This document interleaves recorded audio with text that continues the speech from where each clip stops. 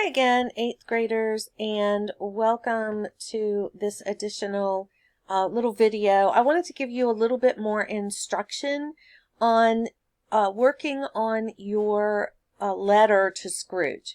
So what we are doing is you are going to write a letter to Scrooge, and it is sort of like the letter that I have written and included as a sample here, but I want to talk through it a little bit. So we're going to pretend that this is after Scrooge's conversion, when he realizes all of his, the error of his ways. And you were given a specific character, and so you have to speak as if you are that character.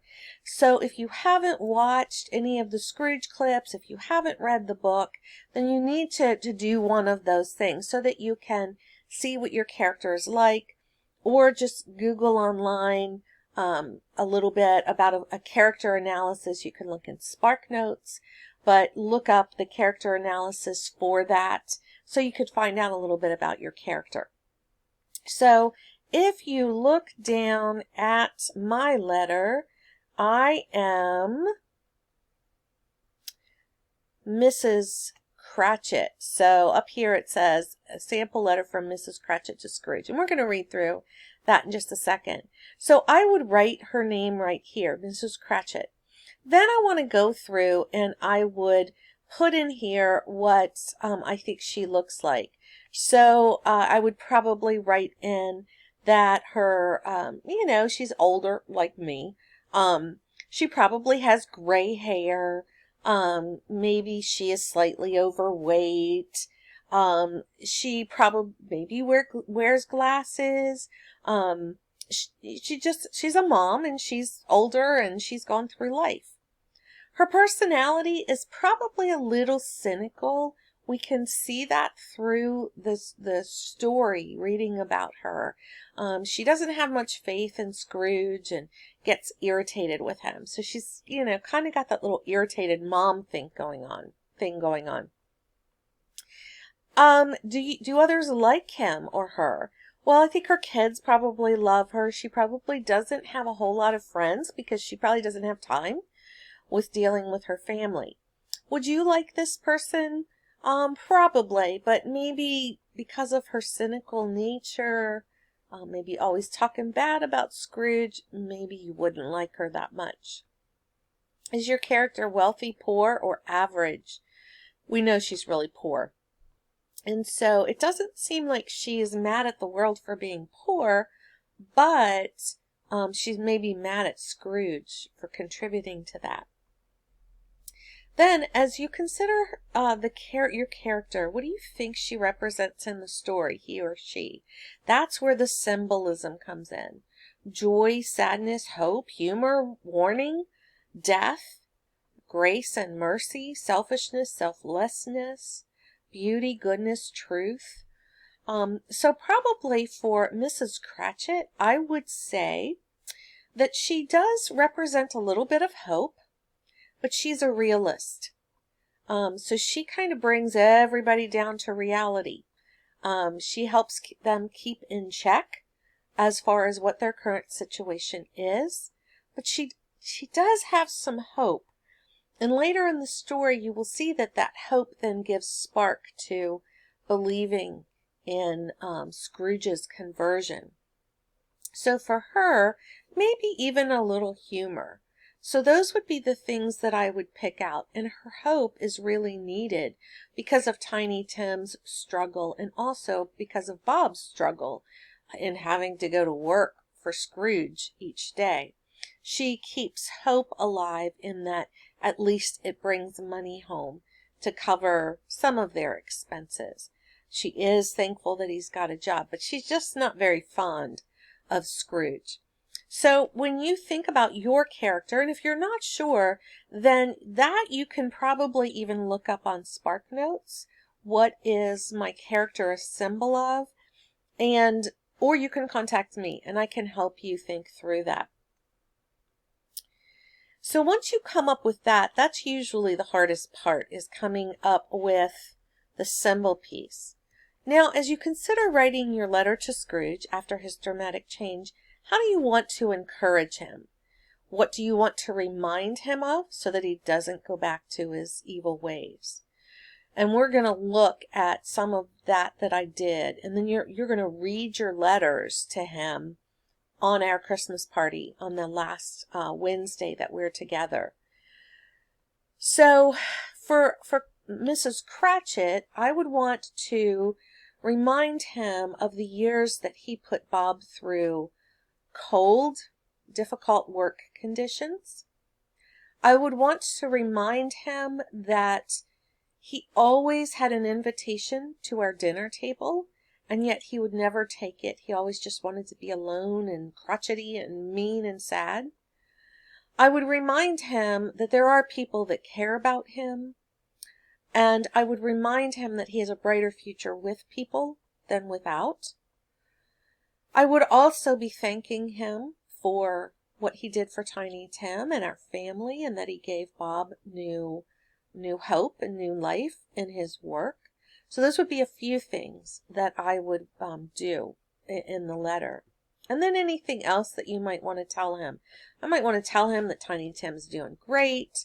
I might want to ask him to come over for dinner on Sunday.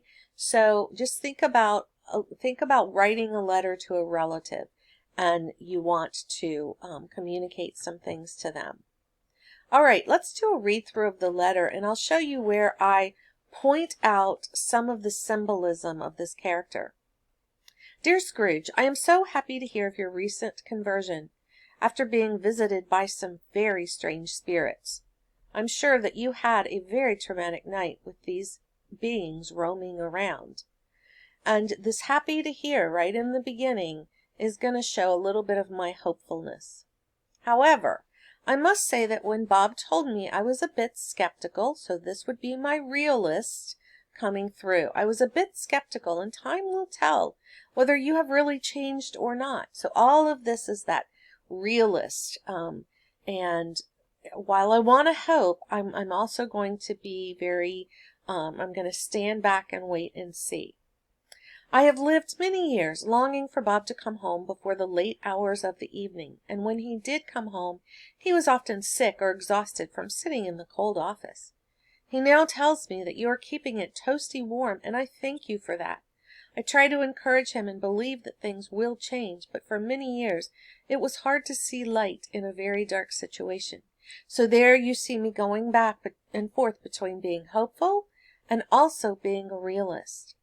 I also am reminding him he came home sick and exhausted from sitting in a cold office. So those are reminders. I don't want to go back to this again.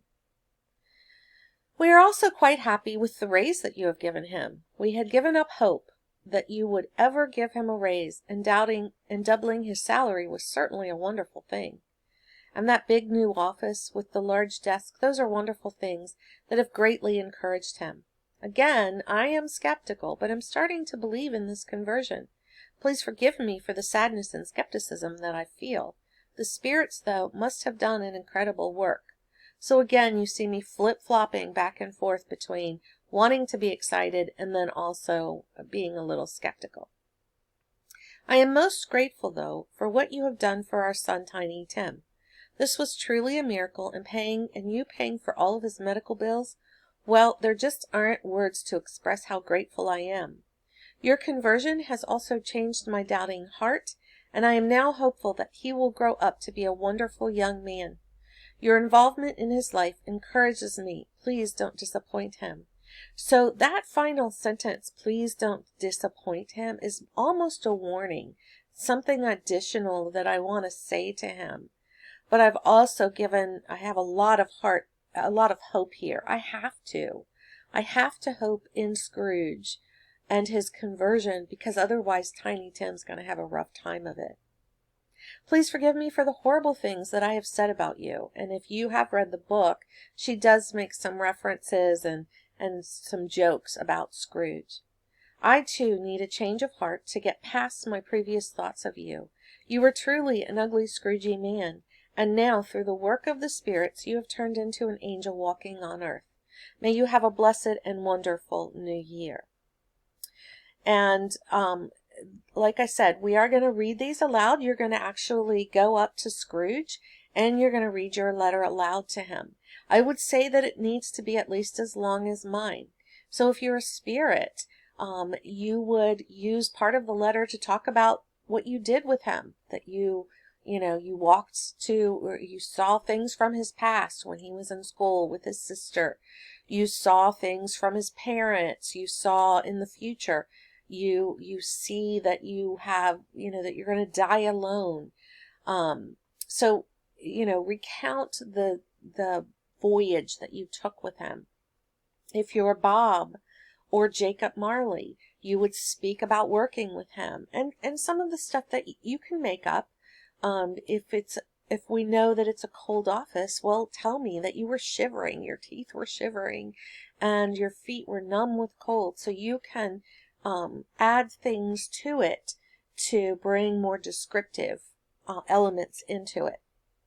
So again, what you're going to do is you're going to fill out the worksheet with the person that you were assigned in class. If you weren't assigned somebody because you weren't there, sit tight. I will send you those assignments. Then you are also going to write this letter to Scrooge that we're going to read to him the last day of our class. So I hope this helps in this assignment. We didn't get to go over it very much in class, so I wanted to do a special video for you, and this will stay posted on Sycamore if you need it.